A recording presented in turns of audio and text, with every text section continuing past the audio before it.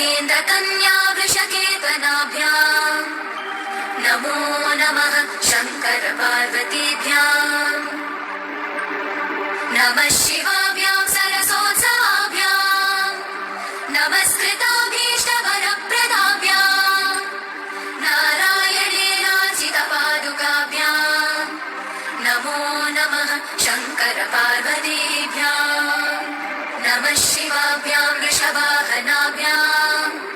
विरिञ्चि Vishnu इन्द्रसुपूजिताभ्याम् विभूतिपाटि